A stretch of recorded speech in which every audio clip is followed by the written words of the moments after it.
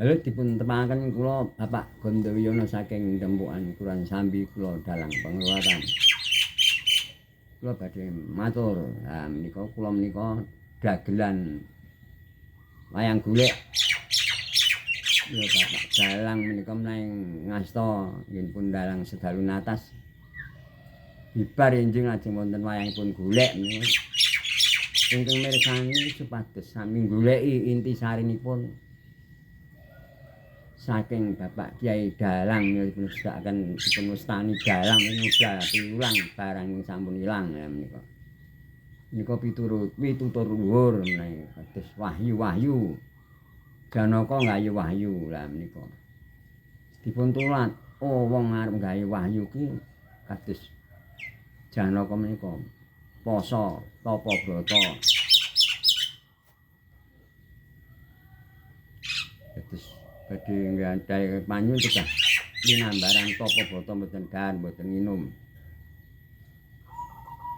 Napa kiyat sedina dalu ndak wetonipun napa pendak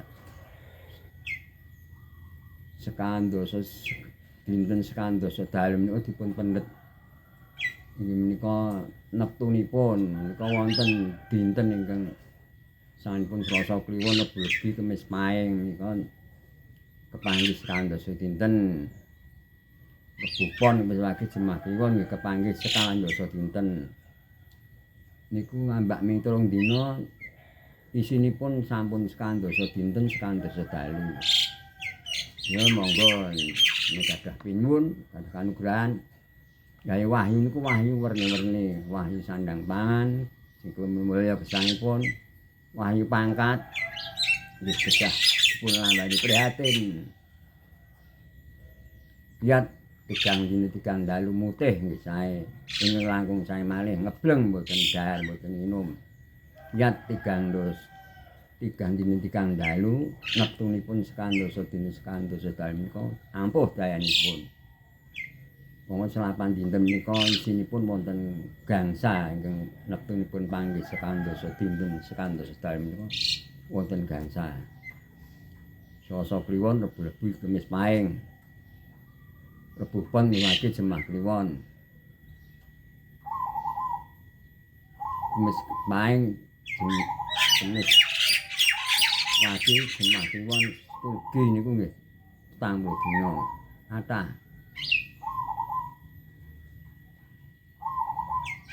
Kliwon nganti Legi Senin Pahing nggih temu 40 dina.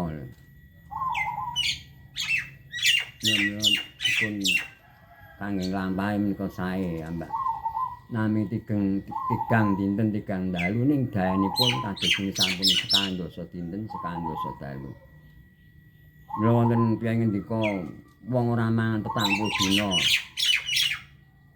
Nek karan kula mboten kuat wong ora mangan 40 dina niku dipun ringkes 3 dina 3 bengi kala wau kepanggihipun neptunipun sekandasa dinten sekandasa dalu sami. Mula menika badhe nggadah gegayuhan apa kedah nglampahi kanthi prihatin. Men jujur tunggalipun sae dhateng sesami. Sabar narima dhateng anak bojo menika. Menika atur kula mugi wonten lepat atur kula wonten kiyanipun kula nyuwun pangapunten. Sedaya ingkang mirsani tansah pinaringan sehat, panjang umur, kathah rezeki Allahumma amin. Pun temangan kula Pak Gondowiyono dalang penguatan saking Dempukan Sambi Boyolali. Tetap atur kula dadah.